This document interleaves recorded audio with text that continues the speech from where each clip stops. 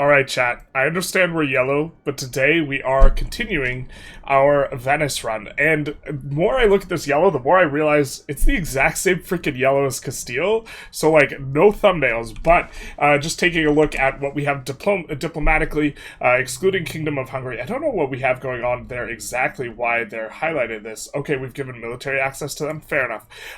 But this is our current diplomatic situation where we do have quite a bit of peppering of the Mediterranean and a lot of North Africa and Italy as well. It's a bit easy to forget about our holdings over here sometimes, but we do have some. The elimination of Genoa gave us this guy as a subject, and Trebizond is a march of ours, which is, you know, the stalwart defender of the east. Of course, Moravia, defender of the north. The classic march with 4 forts to just absolutely stonewall Bohemia for several months at the start of every war we fight Bohemia, so we can go after the miners without any sort of interference. But Today we should be forming Carthage, moving the capital first to Tunis, forming Carthage, and then moving the capital back out to Naples, if we can get a core on it. There's currently a bug where as soon as you integrate something, you get the core on it, which is not working as designed, and that's fair enough, and if we have that bug, we'll be able to do it quickly. If we don't have that bug,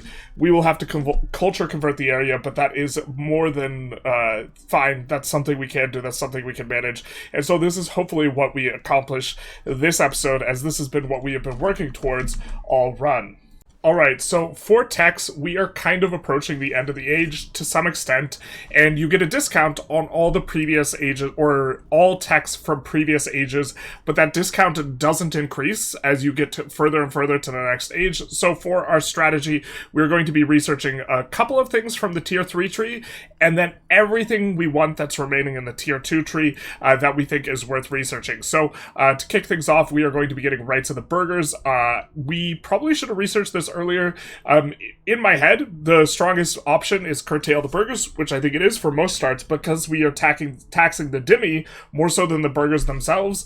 I think we want strong guilds instead, and 5% production efficiency. That's actually pretty nice, and so we will be going for that. After that, we will be briefly going for Caravel, which is the next tier up in our trade ship or light ship, which is going to go from 0.14, I think, on the bark to 0.2 on the Caravel, and so this is going to help because we're kind of reaching the limits of what our current fleet can project maritime to, and we also want to expand out as we are annexing more guys a little bit more. We're also going to pick up power projection. This is going to give us decreased war score costs. We're annexing people, and we're doing a lot of 100% war scores, so this will help out a little bit and also help us to colonize faster, and then we are back into the tier 2 or age 2 techs, going for the very last of the things that can be useful for us. And we kind of went just left to right, not really caring about prioritization too much. We went for the stone output. Free output is going to be kind of nice. We went for rights of the nobility. I think that we're probably going to do, we could do curtail the nobility. This would actually be fine enough for the centralization trend. We don't exactly need it right now, but we could also go rural noble authority. We'll probably do rural noble authority, generally prefer that. And then I went, or we are going for this 2 Republican election or Republican laws that relate to the electorate. I don't know if this unlocks for us new options in terms of the type of laws that we could swap to, or the succession law / voting law for Republic. But in case it does, we just wanted to test out. I'm not exactly sure if it's strong or not. I think we could also go for anatomy at the end of all this. And then we are going for a little bit of ship repair at sea, and maximum ship strength to repair at sea. This is kind of quality of life stuff, prevents your fleets from getting kind of destroyed in some situations. Trade maritime advantage. I think we're going to start patrolling the seas of areas where we have a decent amount of maritime control, but not a full control, especially as we get caravels. And so we'll have 10 fleets at various markets, or 10 ships at various markets, like in the Caribbean, for example. And so I think that'll help out to give us control of the trade nodes so that we can control the outgoing trade, especially with kind of what happened last episode, which we didn't cover too much, but the massive demand that is created via the Triangle Trade event. Controlling the trade is really valuable. We're going to go recruitment law. It's not very good at this juncture. but there will, in later ages, be other things that get unlocked that are quite strong, and so we'll go for that. We're going to go for the generic tech, the last of the kind of military bonuses, going for the Army Initiative and the Navy Initiative, plus repair cost. Repair cost is maybe a little bit marginal. We're going for the tribute system here. If we still have time, we'll maybe go for the construction speed, because that is kind of a nice quality of life, but not sweat it too hard. Go for the max literacy on clergy, go for the power of the coin, and that's kind of wrapping up most of the text that we want from the tier 2 tree. And so we're not going to research a lot of the tier 3 stuff that is remaining until the next age, at which point we will be, researching all the stuff in here that we still want, because there are a few things, but for the most part we've grabbed everything that is a high priority, and so that's why we're swapping back to the age 2 techs here. So sometimes we forget to slot stuff out.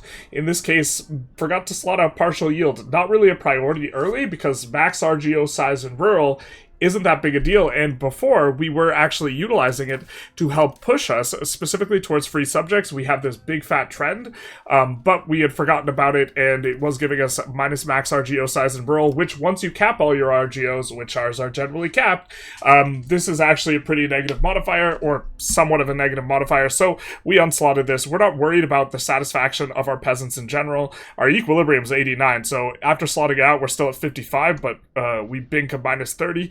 And then we also thought a little bit about perhaps putting in access to royal and class scale courts, but I'm not entirely sure that we want to at this point. I think early on commutalism makes some sense. State satisfaction equilibrium is pretty nice, and also a revoked privilege cost in some instances is incredible. But I think that as the game gets deeper and the game goes longer, you actually kind of prefer the combination of morale and pop migration speed. The migration speed really allowing you to kind of build up urban areas, although rural areas get more pop growth if you don't have this modifier, so maybe it's a little bit of a wash, but not really knowing exactly where we want to go here. We're just going to kind of leave this, because we can acquire a trend towards individualism and make it neutral and push 1 if we want to, but overcoming 0.2 is maybe a little bit much, although it's not that big a stab hit to revoke from the commoners specifically, because they're so weak. It's just 4, so maybe it's not that big a deal, but in either case, we're going to keep it slot in for now. So we are continuing to expand our trade capacity outward, building these overseas colonial trade buildings. I was under the impression that Asia was ineligible for these for whatever reason, but it's probably just that non-continent is ineligible for the normal trade buildings here, and I misinterpreted that, because what you get instead is the colonial trade buildings. And just to kind of go over this, it gives us a little bit of trade advantage, not a lot, and it gives a little bit of trade capacity to owner, but we could also send ships there to completely control the node. So I don't think we have too many of these constructed out in Asia just yet, but to the extent that we might, we have a little bit of trade capacity, nowhere near control of the node in this type of place. Taking a look here, we are not even in the top list, but we are starting to control some nodes in Africa, I believe. There we are number 3. Here, where we have a colony, we are 2nd. But all we need to do is send out ships to patrol these areas, and we can gain control of the node. So what we're going to probably do is take a look at the trades in the node, just sort or unsort by the trades that we owned, just the local trades, and see who is really getting the big value out of the trades. And to be fair, some of it is going to be us, but in areas where there's really big trade value and we are not the ones controlling the most lucrative ones, we might look to send out some ships there. I'm not entirely sure if we need to have some ability to park ships there. You can see we're actually getting an insano trade here, mainly because these guys aren't aware of Tunis, I don't think, and so they can't trade there. But if we take a look at just the local trades there are really lucrative. So we're going to try and see if we can build more of these production buildings, and also we are going to take more efforts to explore the coastline of these places, because this will open our ability to occupy them with more and more of these trade kind of buildings, this type of thing. as we can see more, we can build more trade buildings rather than just trying to reach Japan and China, which is kind of what we've been doing. We're going to try and fill in the blanks here and make sure we get as many of these trade buildings as we possibly can. So I know this is a pain point for some people, not being able to explore inward in North America, and you're like, hey, I'm just stuck on the coast. Well, you can't explore because it's bugged. However, or I think it's bugged, it's not working as it did before. However, you can steal maps from people who are inland. And so if we steal a map here, we can gain a little bit deeper access than we had before here. I didn't even really notice it, but we do have Martin Luther exploring Maine, because he's got an absolutely stacked military stat there.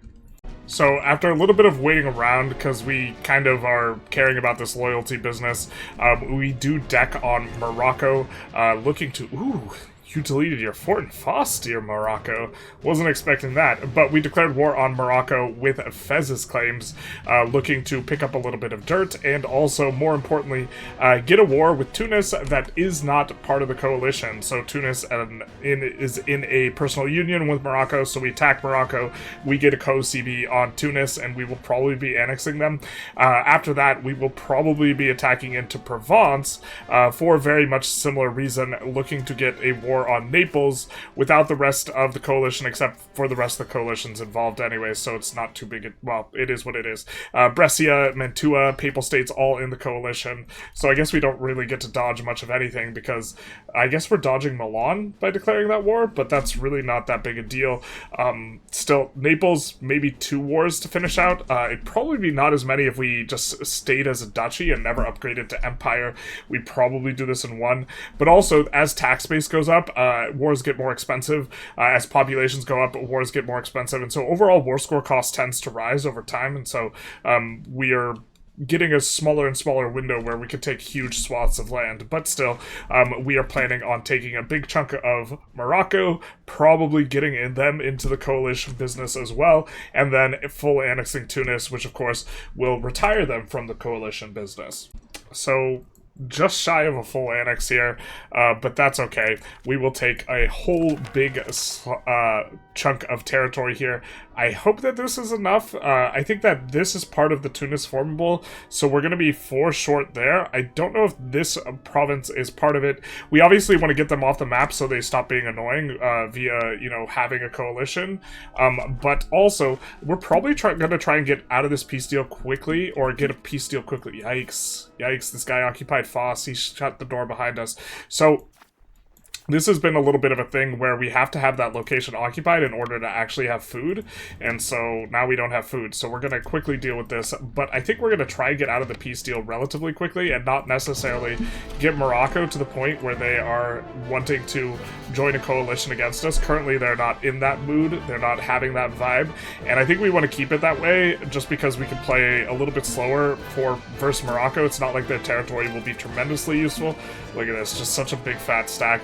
They're, of course, going to do more damage to us early on, and then as they get wiped off the front, we have more units on the front, we bring more stats to bear, and we get this done. They did kind of clap our cheeks a little bit early on in the war, but we managed to kind of stay at an okay spot, and then what we're going to need to do is we're going to need to move at least one of these guys back to capture that province so that our guys don't starve to death, because that's what will happen otherwise. A little bit of micro around the food situation in order to make sure everything's okay, but we need to secure this Fos province in order to make that happen. And then we have these guys kind of who will be able to move over, slide over. We have more than enough troops because we recruited as much as possible, trying to be able to keep our loyalty high enough to be able to annex these guys, but it's not working. You can see here the annexations have stalled out as a result of the lack of loyalty, and so that's why we want to end the war. We have 4 annexations that are stalled out currently, and so getting a massive peace deal from them is probably not worth it. Alright, so we move the capital to Tunis, where we save and then we move the capital to Tunis because we wanted to check 2 things. One is what the proximity map mode looks like, and honestly, it doesn't look that bad. It's not great, but it doesn't look that bad. I still think from Naples, instead of, you know, going through 10 nodes here to get to here, that's minus 30, 11, 12, 13, or more than minus 30 at this point, 13, and then 14. We would have to go through 14 of these sea segments to get to that location. Oh, it's only 2.7 apiece. That's actually pretty good. But 14 times 2.7, right? We'll call it 2.5. We'll say that that's, 28, we'll call that 40 proximity loss. And if we had the capital of Naples, it would be 1, 2, 3, 4. And so I think that if those cost like 7 or 8, right, that's 32. And then coming out here, we still might lose ground. That's very interesting. Naples might not actually even be better than Tunis for getting back to Venice. I think Naples is still better overall, but maybe it's not. This is a very interesting thing, because Naples, we were taking a look at it, and from Naples, it's still going to be a similar amount of segments. You have 1, 2, 3, 4, 5, and then to get to, you could either go to this segment, right, or you could go to this segment.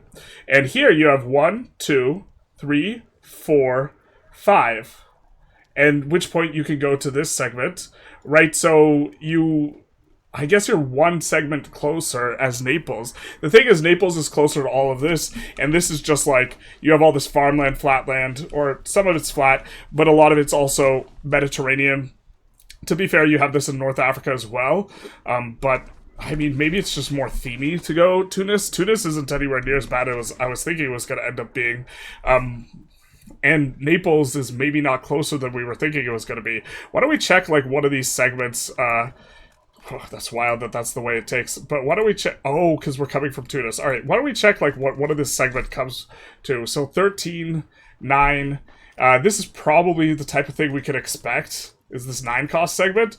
So yeah, coming in from Naples, this 1, 2, 3, 4. And this is through rough-ish terrain, right? That's going to cost us more than 40. It's actually going to be, we're actually going to do it by sea if we go Naples to get back to kind of our old power base, and it's just going to be 2.7 more proximity than if we go from Tunis. We'll have to have a little bit of a think on this. I was also surprised that we could push proximity, like, around the corner.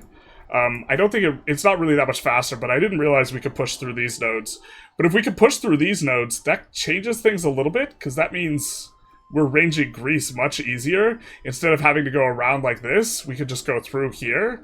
It seems to be the case, in which case that's much better. But this also just raises the question of, well, why don't we reconsider Messina? Because we were thinking about Messina, and if Naples, right, is closer via sea than it is via land, because we can't go through this segment up here, right?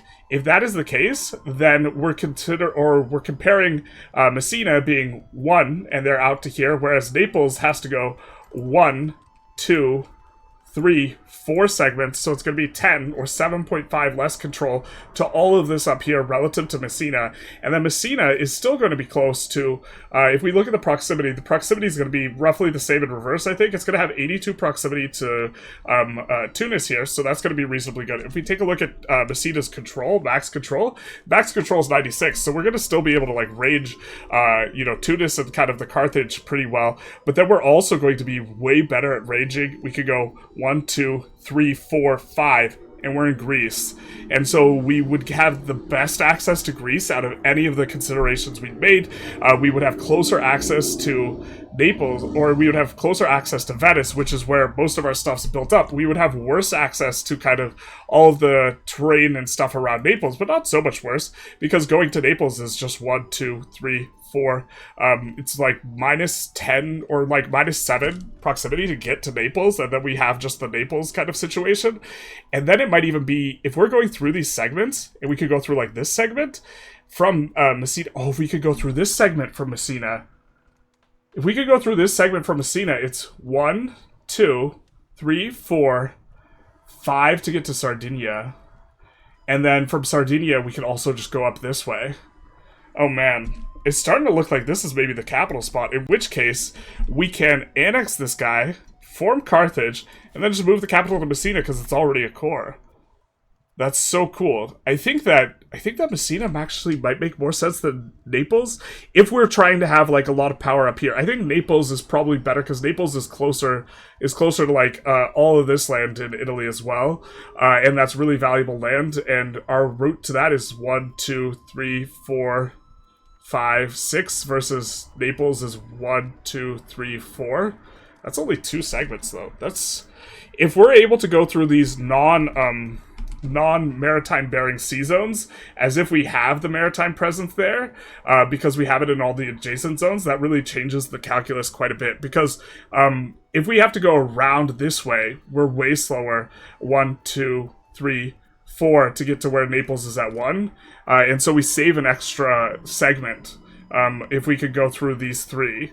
And we save a lot of segments going through to Sardinia as well, and Corsica. These 2 islands will be much, much more valuable to us in that instance. But also, we're just way closer to Greek holdings. And we have a lot of Greece already controlled in Thessaly and Argos, and we can annex Constantinople. Honestly, these guys are just completely yoked out of their brains, too. I think that we want to annex them because they are the major contributor to the power of our subjects being annoying. They are making... not a lot right now. They are making 331. They've been in like the top 5 though. Several of the times we've looked at it. Oh, you know what we did? We deleted some of their buildings. We deleted some of their stuff. But look, they have a 2,400 infantry stack. They have 500,000 pops. And so when they conscript up, it's like, well, they don't conscript up because we have them on the, what's it called? The thing where they join up. The scutage. But if they did, they would be absolutely huge. And so maybe we annex them. And Argos and Thessaly, and then it starts to look really good from Messina. I think that's starting to look really good. We have enough harbor capacity here, just to be clear, that we could get the 0 cost entry and exit if we were to move the capital there. But I'm so excited that calculus is changing because I thought it was it's always Naples type of thing, but Messina might even be better. That's exciting. All right, chat. It's time to form up on Carthage. Now, when we do this, it's going to move the capital anyways, but just a brief kind of review. We'll put these texts in the queue just as soon as we can. We are going to be picking up trade capacity, breadbasket of Rome, little olives output bonus, which is a little bit rare. Olives aren't that good, but I don't think you have an output bonus on them normally. And I think with the output bonus on olives, they actually become kind of okay, because 30%, 0.3 times, they become 5.2 food. They're not great. They're still pretty bad. And so we're also going to get maintenance on mercenaries. Not that it matters too much because we just have gobs of money. Anyways, shipbuilding speeds, sailors, which is kind of nice. We were running out of sailors a hot minute ago, and to be fair, we still do have pretty big naval maintenance. Actually, we could just like quadruple the size of our navy once we get that. It's going to be kind of big, but kind of unnecessary. But if we keep the capital of Messina, it's going to be hard times if we ever lose maritime presence. We have exploration costs, monthly progress, colonial range. These aren't too big a deal, especially right now. These would have been useful earlier in this age, but now they're just kind of whatever. But coming on up, we're going to have wine output, which is, I don't think this is a modifier that's anywhere in the trees, so this is actually pretty nice.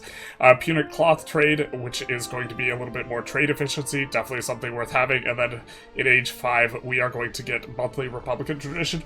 Overall, I think it's probably better for us to actually just stay Venice and then form Italy, like in terms of what the power level is, but the dream was not forming Italy. The dream was, of course, forming Carthage, and so we are going to forego forming Italy and instead click the button and get that great, nice, white Carthage with the Carthaginian flag. Let's go. We are a republic, and we have another further dream. We have another further dream of a Carthage that is meritocratic and does not abandon Hannibal in Rome to die alone after 10 years of rampaging through the Roman territory. Terrible.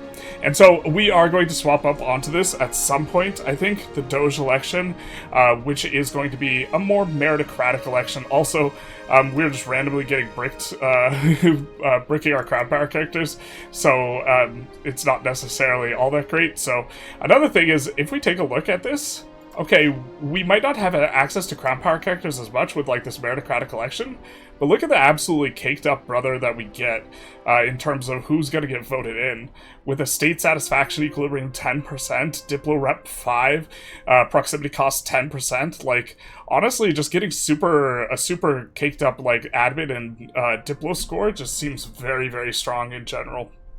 There's also another point we wanted to address regarding Messina as the capital. It's going to take us another 20 stab to move there, so we have a lot of stab kind of costs coming up. But with Messina as the capital, this is kind of an interesting spot from a market perspective because it's really uncomfortable. We can't really make a market in Sicily because there's not enough food here to support what we want to do. And so we would either need a mega huge market coming and starting in Sicily, which maybe takes up this portion and also a big chunk of Italy, and then somehow we move the Naples market and we move this market and then something like this. This is possible, but also it's not the worst to have our capital splitting two markets. And so in the very beginning, you really want to have your capital and your market capital lined up because you want to have 100 market access and a maximum, maximum market access and maximum control at the same spot, right? However, we are going to be able to get an insane amount of proximity to Naples. We're not right now because we have like a little bit of, I think some of this got bricked. We're looking pretty good. So if we look at the proximity, I think it might not have updated. It hasn't updated yet, but once it updates from Messina, we could probably get 90, 95, control of Naples, at which point it's almost like we have the capital there. It just doesn't push inland as well, but all these places, all these really high pop places on the coast, we're gonna have probably 90 plus control, maybe 80 in here, and so we're gonna have high control there, and we're also gonna have high control at the coast over here, so we almost get to double dip.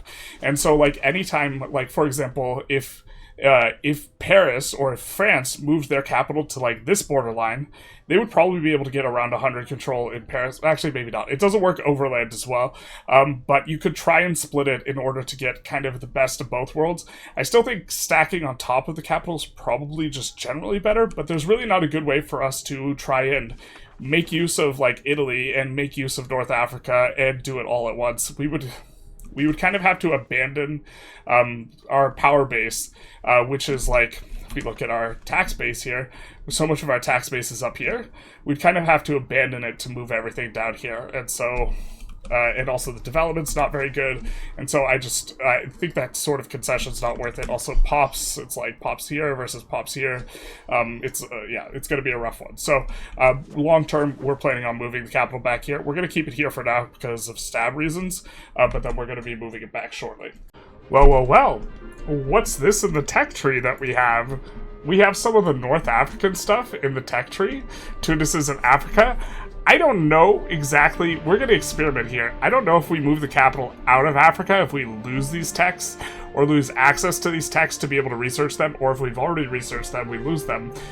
But we are definitely interested in raiding enemies for slaves. Like, super interested.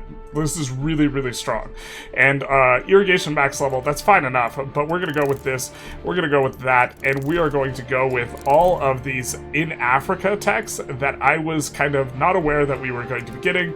We, of course, do want the trade capacity, we want the breadbasket of Rome. Honestly, this is an affront, an insult, in fact, to our sentiments that we're being called the breadbasket of Rome as Carthage, but we're still going to research that. Actually, we're not going to research the tech. We're so insulted.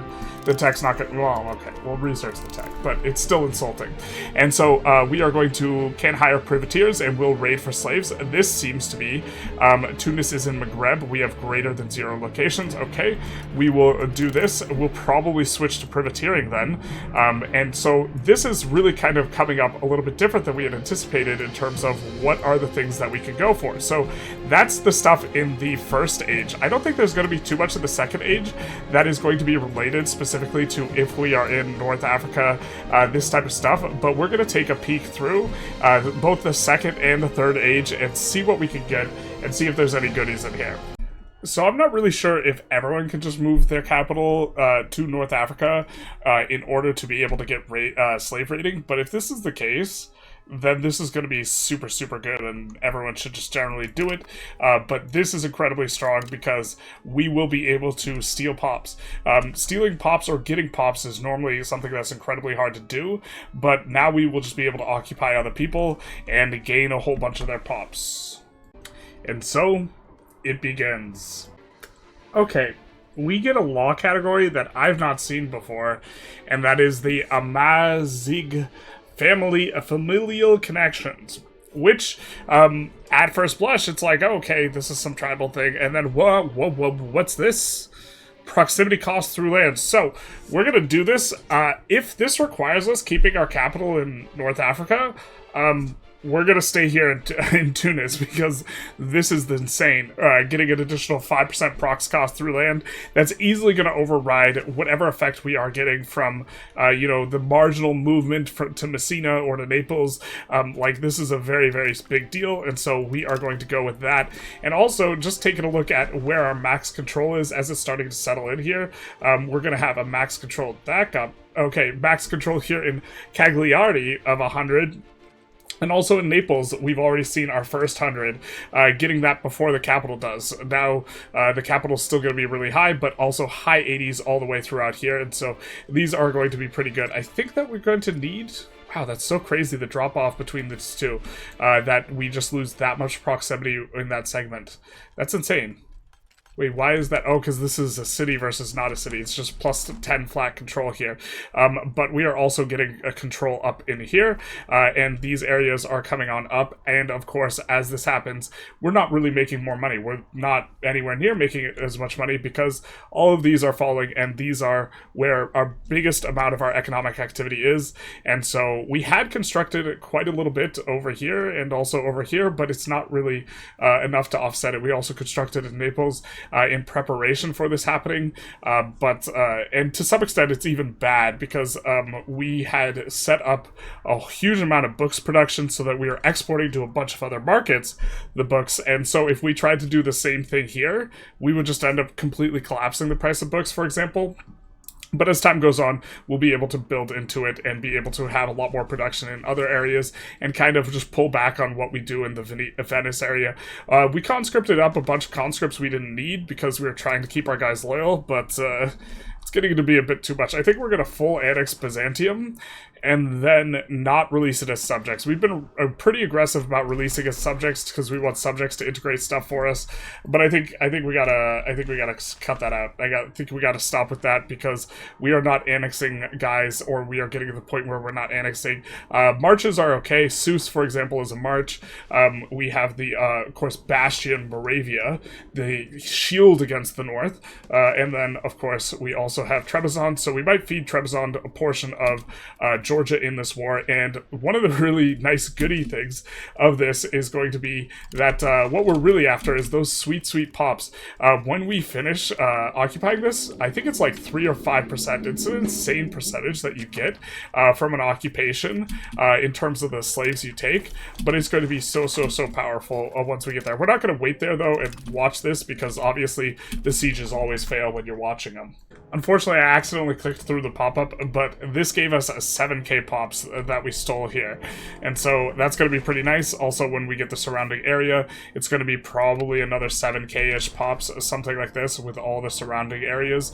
And so that will probably be what we're looking for to conclude this war, or the end of what we're looking for to conclude this war. Wait, what? I think this is the first time we've ever seen an independence war. They've just become that... Oh, no, wait, never. Just kidding. This is a separatist movement. That's a little bit unfortunate. I think we were incorporating that state at the moment, but we should be able to put that down readily enough. We had taken that to make the markets a little bit better, because we knew if we took Sousse and we didn't take the market of Fez, what would happen is Sousse would be in the Sevilla market, and then Sousse would make their own market, and we didn't want that to happen. So we kind of had to take that before we released to Sousse. Also, getting control over the Fez market is fine enough a thing. I do think we have... Ooh, we don't have control. We're not even close to control. Wait, what? How do we not have... We own the market center. How do we not have more than 10 trade advantage? What the hell?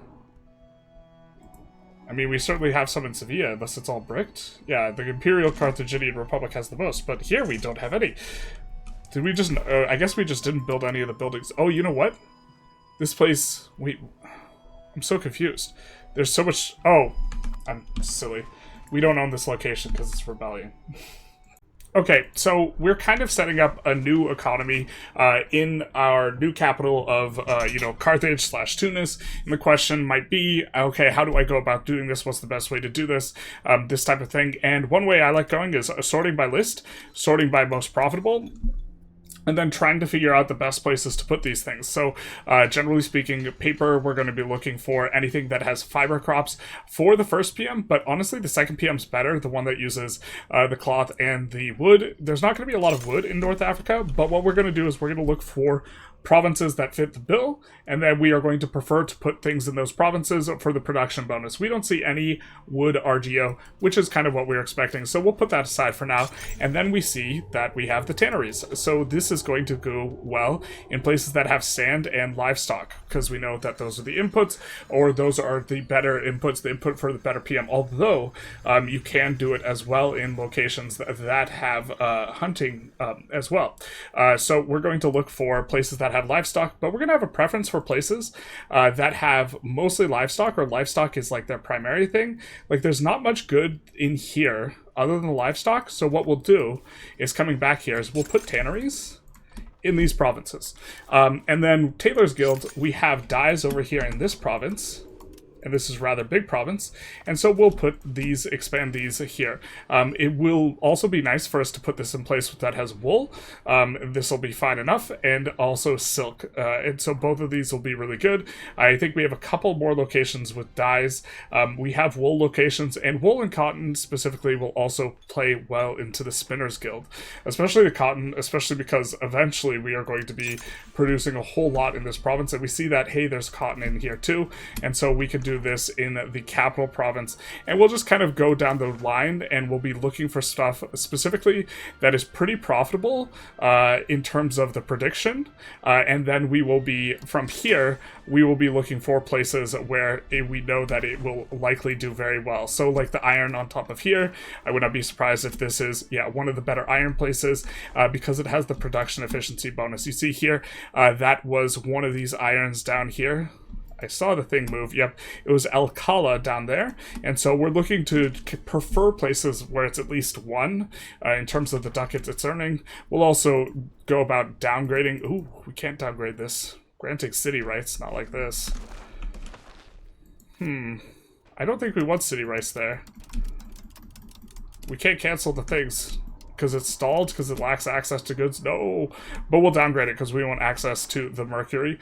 And so we'll go about doing this. We'll also, if we don't have particularly good things to build in locations, we will prefer, or we will default to building areas that will have high control near the capital, which is kind of what we've already done here. But like this olives place, this province, this is not a very good province where you don't have a lot going on. And so these provinces also tend to be good for paper because it's hard to find the inputs for paper because it's just wood. And we also have a high demand for paper. So we'll go about doing this. We already have a really high printer shop in the capital province right now, and so it's not going to be too big a deal, but why don't we put some out here, because these places are close to the capital, and also they don't have the best stuff going on, whereas down here I think we have some stuff going on. We don't really have much going down here, so we might do that. But up here, specifically, we'll build only stuff that builds into the iron.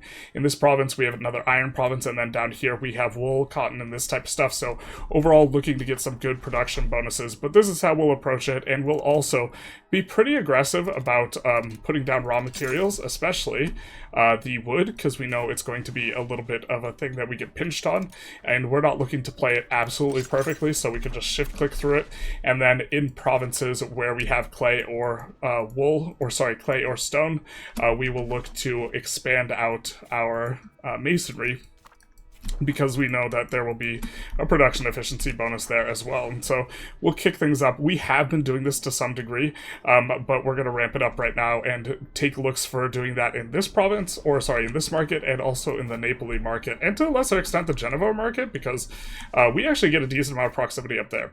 And so the amount of control we have up there is in the 80s, so that's pretty solid, more than solid enough to pay it a little bit of a special attention. We'll also try and pay it a little bit of attention to this island of Sardinia. Got got some good resources in here, can do some good stuff here. So we do hit the new age, and we have some choices, but almost certainly, well, okay, let's go through some of our choices. What we have kind of in here that is attractive is tolerance, both heretics, heathens, and true faith, which, of course, we said both because there's 3. A little bit of prestige, some small tax efficiency, but overall, not really the strongest. We do have a trade advantage, but trade advantage is a modifier I just am generally not that keen on. Cultural ties is decent, but currently with the bug making it so that everyone we integrate, we just start off with cores, that is making that a lot less attractive. I think we would have been able to core like a lot of the places we were interested in coring anyways, because we have so much cultural capacity already, but this being one of the best techs in there and kind of being weird because the bug is a little bit strange. I mean, we could get it just to like, I guess, keep ourselves honest, but I think that we were really proactive with improving cultural opinion kind of ahead of time. I think that we basically would be coring everything we want to be coring anyways, and we're still playing in a way where we're not accepting stuff that is just kind of random, that we were a little bit less keen on accepting. I suppose we would be tolerating Neapolitan rather than accepting them, but we don't want to accept them because we actually want to enslave a bunch of the Neapolitan pops because we have a lot of pops there. So okay, that is probably one of the better things in there. And then we do have the military tree, which generally speaking, I think is a lot better when you are playing multiplayer. And there's nothing really in here that we're too keen on, just a lot of like infrastructure stuff. I guess engineering core is probably the biggest one for us, for the little siege speed. But the garrison, this type of stuff, there's a lot of like defensive stuff, defensive mentality, and conscripted garrisons, and not a whole lot of stuff on offense. Local access to RGOs, or local access to raw materials, is the most attractive thing probably, where we would be getting production efficiency on places where we are specifically building, where we have the input goods. By the way, even if we have the input goods, if someplace is really far from the market center and will also have really low control, we're still not going to be building there. So like over here, we're not going to, building here is much less attractive. I think we might build for the dyes, and maybe we build some, fabric for the cotton or this type of stuff, but we're not looking to build too much in areas that are far away from both market access and control, especially control. And so we have like no control out here, so we're not going to really build too much there. But coming back into what our choice is actually going to be, it's going to be Diplo. And the tax efficiency plus 10% is so good. We really like it. It is getting diluted to some extent. The more and more you have of it, kind of the less attractive a modifier this is. But this represents just a huge chunk of income for us. Most of our income is still coming from tax rather than trade, despite us being really trade-oriented, but not by a huge margin. But the good old Dimmy is letting us tax quite a bit more. Currently, our tax rate is at 45%. To be fair, with the burgers, we would be at a higher tax rate if we actually had the burgers activated, because we'd be going about pushing max tax on them a little bit more, but the tax efficiency is going to be nice for us. Monthly or max diplomats, just kind of quality of life. We might end up researching it. Trade maintenance will almost certainly research. Market attraction will almost certainly research. And diplo rep in here. We are still staying relatively low on the antagonism. Trade capacity is going to be good for us as well. And then the colony stuff, I think, is actually pretty solid considering we're still playing the colony game. Naval maintenance is also going to be good. I think we have naval maintenance from our Venetian ideas, and so this is going to be good for us because the more of it you stack, the better it is. So we are going to be going diplo focus in the tree. And let's take a quick look at our age spawn ability. Our ability to spawn ages in here. We see that we do have a couple locations in here. Parma, notably, has a chance of spawning confessional. Oh, that's not our location. It's rather our subject's location. But okay, if you can spawn confessionalism, it looks like actually not ours will be spawning. And so what does it have? The requirements has to be in Europe or North Africa. Has printer shop with at least one level, location rank, and the dominant religion is less than 20, minus 25 spiritualist versus humanist. Okay, so we're full humanist, so we can't spawn confessionalism. Fair enough. Global trade, I'm pretty sure we can spawn. We do see Alexandria is the highest spawn percentage chance. I do believe it is informed by POPs once you're eligible, so it has to have a market center, has to have location, rank of city, traded goods greater than 500 the last month, and so there's going to be a lot of eligible ones. I think we're going to have a few of these, but we don't have the highest POP markets, so I guess we're not going to be... I mean, Naples has a really high POP, but after that, a little bit surprised not to see more for us. I guess we could spawn it in Fez. We could spawn it in Geneva, so we got 25% chance of spawning it, something like this, Venice. And then artillery here, we can hover here to see what the requirement is. It has to be Europe or North Africa, and then it has gunsmith with at least one level, tools with at least one level, less than minus 20 offensive versus defensive. I think we're in that, so we're going to have the best spawn rate. And this is something to note here, is that once you fill the requirements, my understanding is it's going to be based a huge amount on POP. It looks like total literacy of all POPs. I guess that is all of the POPs times their literacy to get this raw number. And so Alexandria tends to spawn a lot of institutions by virtue of, having all these POPs here.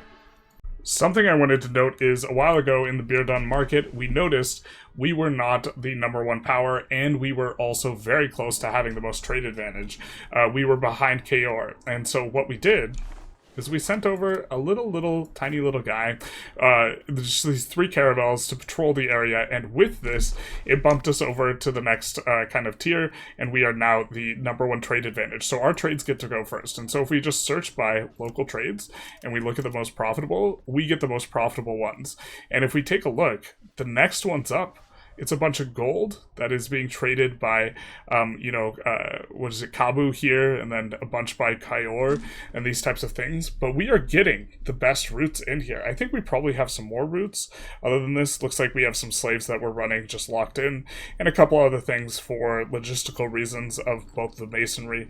The masonry, Marian's probably taking care of its own masonry, so we don't really need that anymore, but we are getting the most profitable routes by virtue of sending over this ship, these few ships, and the maintenance on these ships is less than the marginal difference we're getting in terms of our trade value, where we're getting 5 ducat trades instead of 2.5 ducat trades.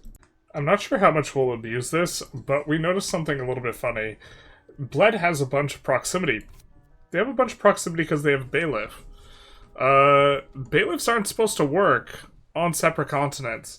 So it seems to be the case that you just can't construct the bailiff, and we're going to report this, but it seems to be the case that you just can't construct the bailiff on a different continent. You can still make use of it. And so in theory, what we ought to do is just build a bunch of bailiffs in areas we are planning on keeping. If we are moving our capital back to Europe, we just want to build a bunch of bailiffs anyways, to secure the really, really nice proximity bonus that we get from them, and then swap the capital back. But also, just in principle, if we were playing like Castile and we have Sevilla, Castile's a poor example because Castile has access to the lieutenancy and the viceroyalty, their own specialty overseas bailiff building, but you would, in principle, want to move your capital down and then build a bunch of bailiffs in Africa and then move your capital back. Something like this, especially if you have itinerant court. A little bit of a cute interaction. And we'll abuse it a little bit, but maybe not like a super lot. Not shifting back and forth a whole bunch just for this bailiff thing, which is a little bit silly, but that is going to allow us to, overcome some issues relating to proximity, while simultaneously circumventing the restriction on bailiffs, which is very much to prevent this. I think it's more of an issue overseas, and I'm not sure you can build your capital or you can move your capital super far overseas. I think you have to move it to a place you have a core. Actually, you could core New World, move it to the New World, and then build a bunch of bailiffs, I guess, and then move it back. It's probably a little hole to plug.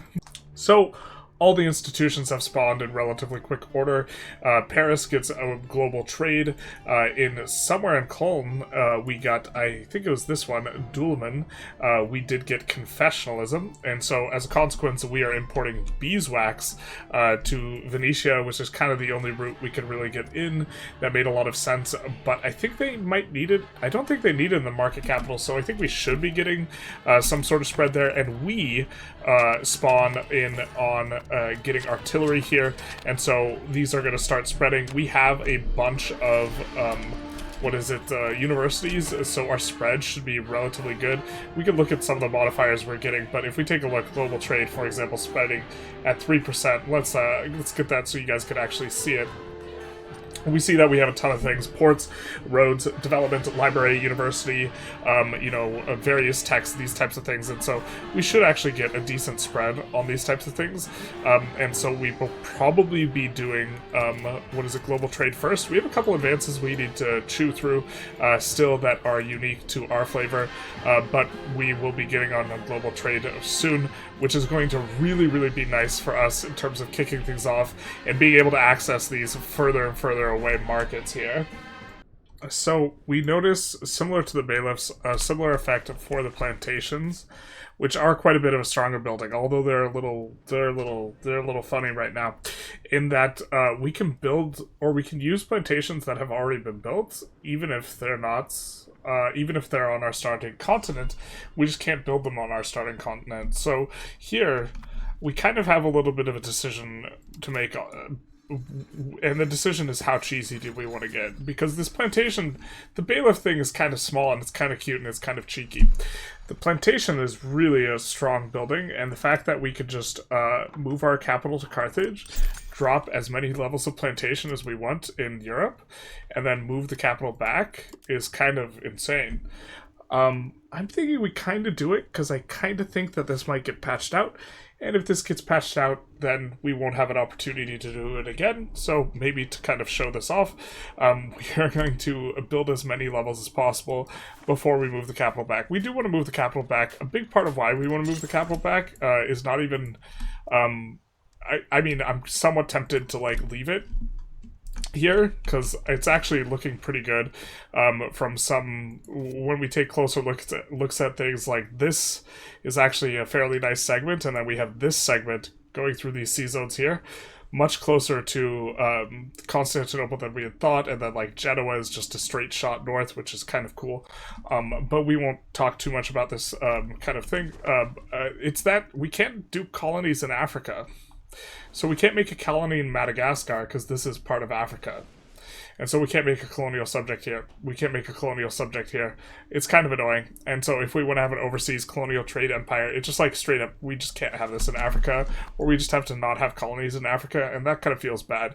Especially, legacy of Phoenicia, we have we have flavor towards the... we have flavor as Carthage, right, towards actual just colonization, and we still can't use it. And so this is a little bit annoying.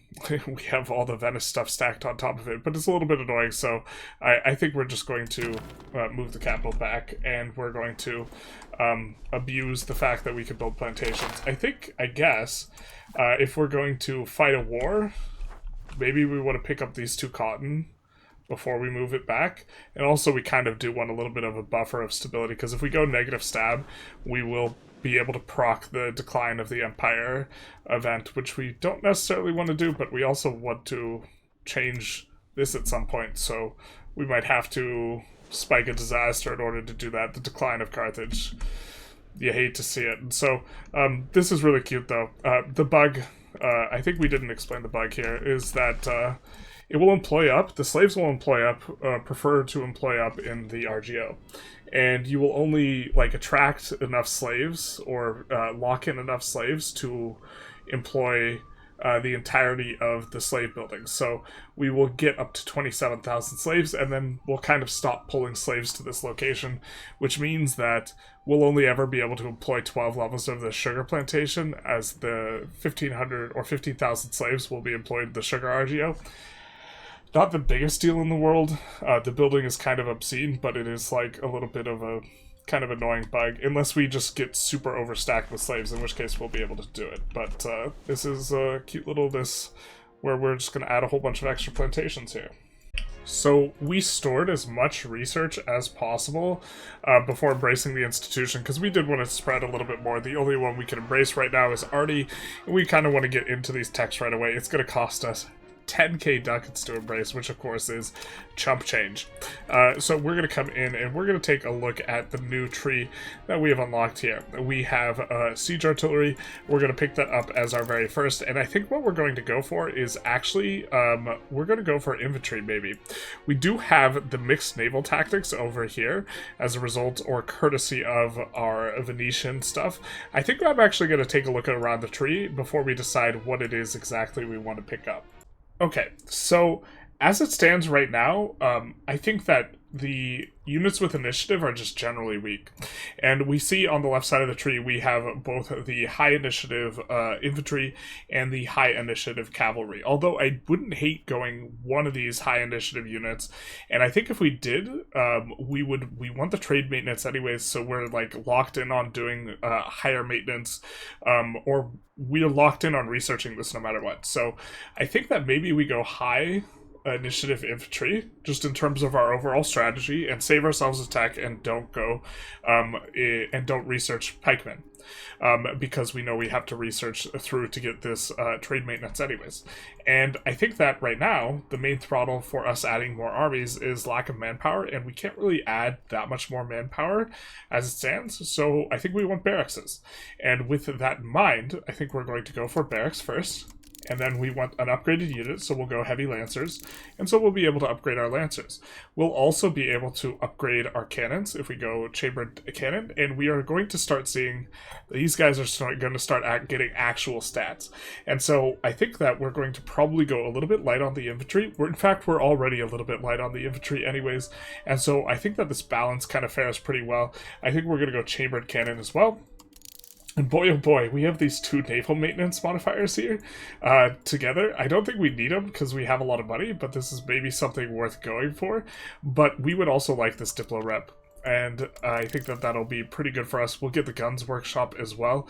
The modifier where there's plus 50 demand for guns in Africa is gone now, which is a little bit of a sad thing, but okay.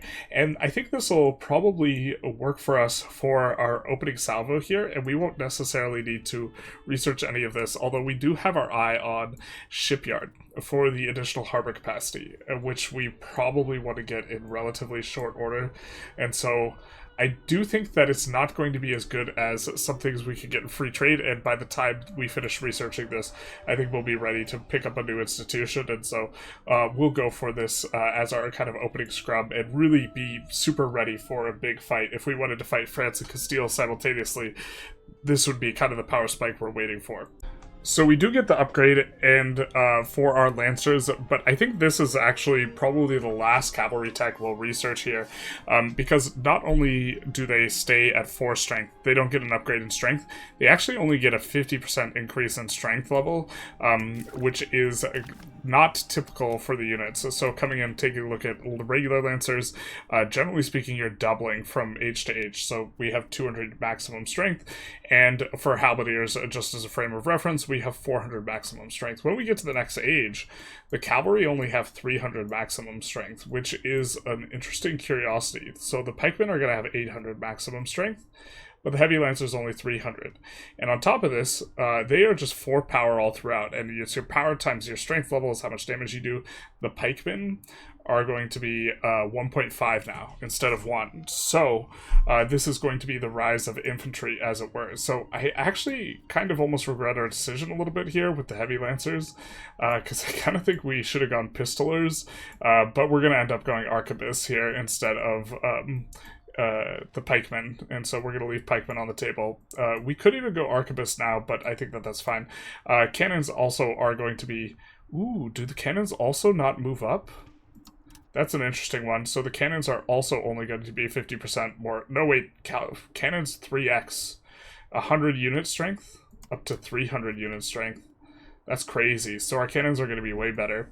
They're still not going to be half the... Well, they're going to be doing more damage than the infantry, because this is going to be 1500, right? 5 power times 300 guys, 1500 damage base, and then the arquebus is going to be 1.5 times 800, so 1200 base. So the cannons are going to be coming in clutch once we get that tech, which is the one we're working on right now as we started this fight, which is going kind of okay. Morocco had a little bit we bit off a little bit more than we thought we were going to with regards to Morocco, but that's fine enough. We didn't quite have enough stacks. We got into some trouble early. The real issue is we can't annex our subjects while we're at war, and Egypt's in on the mix. Of course, we have the valiant Trebizond to fight them, and Trebizond's doing alright here. Trebizond's doing a-okay, especially in the mountains. This is going to be so gummy for Egypt. We expect these guys to be, of course, the shield of the East against Egypt, and Egypt, if they just keep throwing guys in here, it's going to be like a wood chipper, because the really dense kind of high dice bonus terrain is really going to favor just the regular levies / smaller force of Trebizond here, who gets extra discipline bonus. In fact, are we even occupying stuff off of them? That's crazy, bro. So what we're going to look to do is just get some stuff in on Morocco really relatively early, kind of peace out Tunis, just full annex them, and then also hopefully peel a little bit of stuff off of Egypt, especially Barca. I think we actually can. Well, first of all, it's Barca, Hannibal Barca. We have to take it. But second of all, we can rage it pretty easy in terms of getting proximity. So this is actually going to be decent territory for us to expand into. Well, decent enough. It is sparse, and sparse is kind of okay, and the resources aren't crazy good. But in terms of our ability to push proximity there, it's going to be nice. Alright, so our overseas trade buildings are getting a little bit out of hand because we are starting to have a lot of power projection. We actually have a hotkey for it, but we have way more power projection than other people. We have a total of 43. France, for example, has 39. And because of this, we can build overseas in their territory. We can build these colonial buildings. And we have been building these kind of, out and about in like kind of these colonial areas, these areas we want to expand a sphere, and we've been building a smattering here. Actually, we could get rid of some of these filters so we can see a little bit better where we can build, and so we have a lot of these. They're all over the place. But now, we have enough power projection to start building them in Europe, so, we're gonna start building them in Europe. These are going to give us like a small amount of trade, some trade advantage, but also we are going to be able to patrol the seas. And so truly, I think that our trade is going to start picking up and getting global here pretty soon. We're going to build in our march, of course, or on the outskirts of our march, I think is how this is working. That's our march. I guess some in our march, or is it in urban areas or rural areas? I don't even know the requirements. I just know I click shift and I click the click. It is in rural only. So fair enough, it does have to stay rural. But I think we're also going to spam these overseas in some of these locations. We have to be a little bit careful that we don't just completely gum up the works of the entire trade location, because this is quite a few buildings to get through. And it probably will stall them out a little bit, but then we'll be getting a bunch of trade. And so we're kind of okay with that arrangement, even if they aren't. And so that is going to be pretty good for us. Here, let's do this one here as well. This one, they don't have enough goods, and this one, they don't have enough goods. But this is going to be previously, the number of buildings we've had of these is 522. We're building 800 more. So each one of these is going to give us 0.1 trade capacity. That's true. But in total, it's going to be 80 trade capacity. And remember, we have a very stiff discount on these buildings.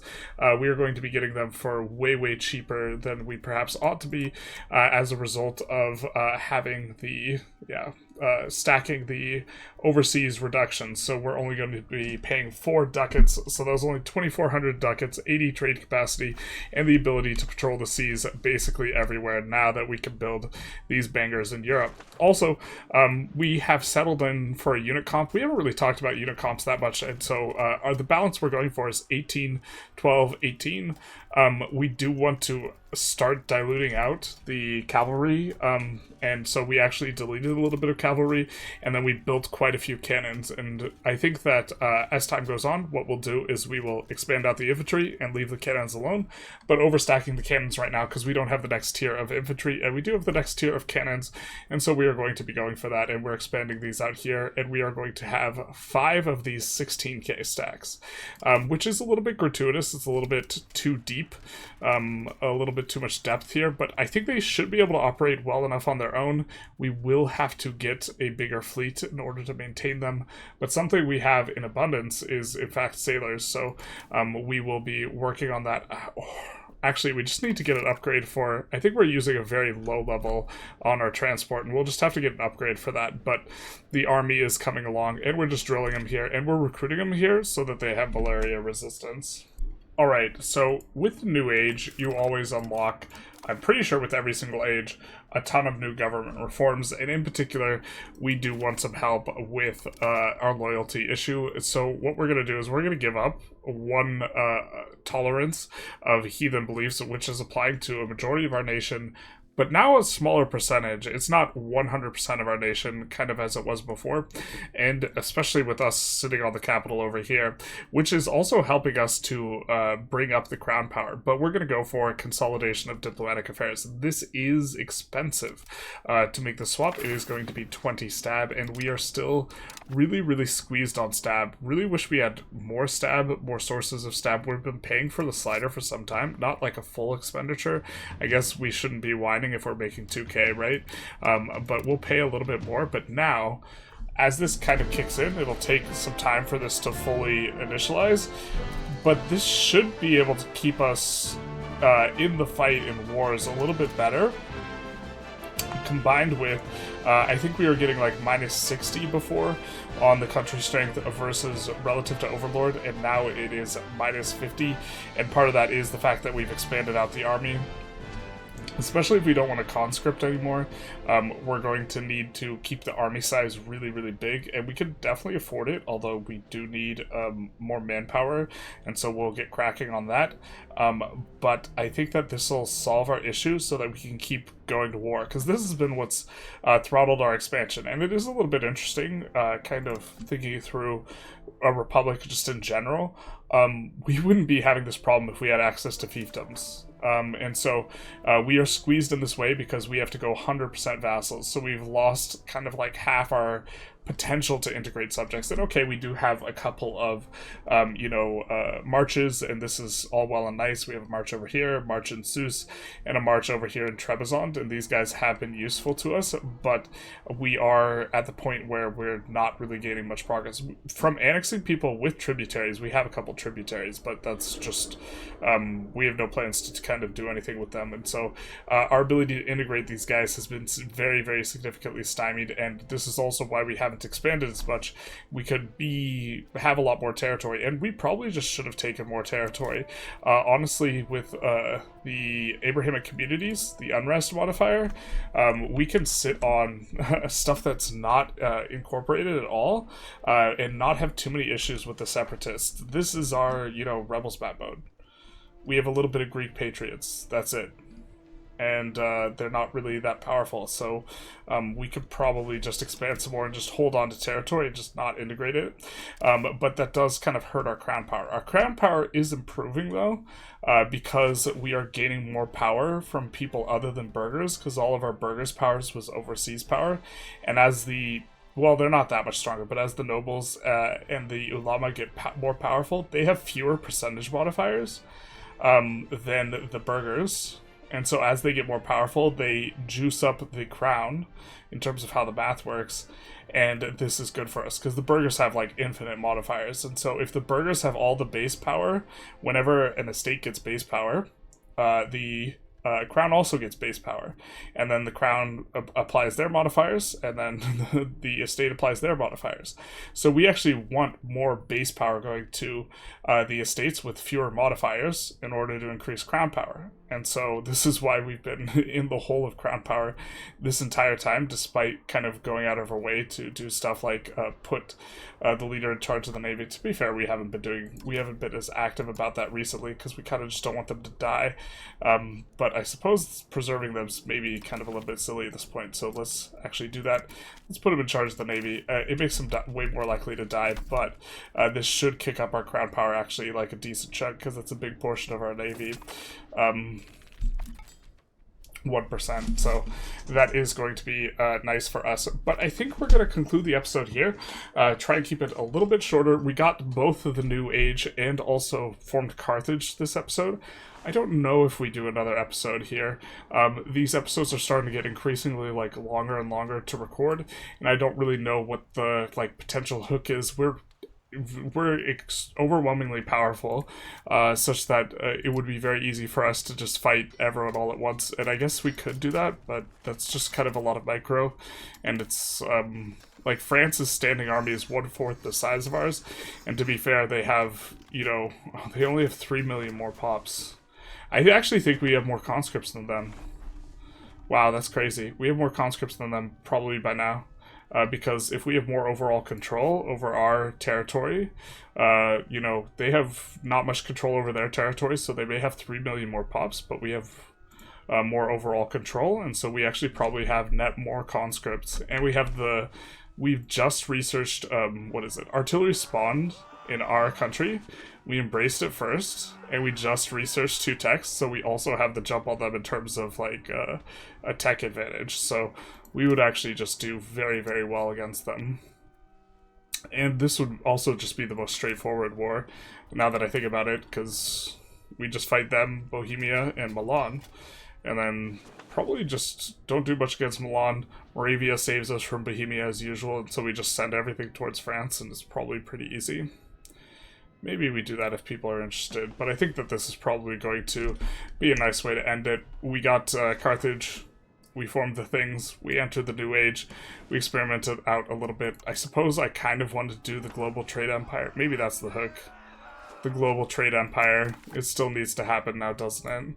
And so that could maybe be a thing. There's so many things in here that just synergize so well with what we've done and what we've set up, like across, you know, all of this.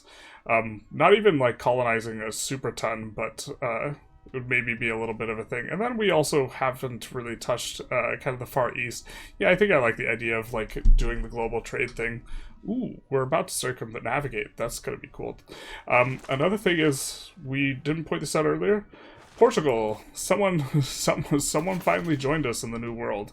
AI is feeling very, very passive about colonizing the New World this run. I'm not sure why. We haven't done anything against England, and England normally is a little bit active unless they've just, oh, England didn't discover what money was until recently, so maybe that's why. But we still haven't seen any of their colonies. Anyways, hope you guys enjoyed. If you did, please feel free to like, comment, subscribe, hit the notification bell, you know, YouTube algorithm stuff. If you want to support the channel, a good way to do it is to use our affiliate code in the Paradox store if you are buying stuff for full price. It doesn't give you a discount, but it does send 12% of the sale our way. Also, if you are not in USD, your exchange rate may cause the price to be different, so make sure you double check. And other than all that, y'all have a good one. Bye-bye now.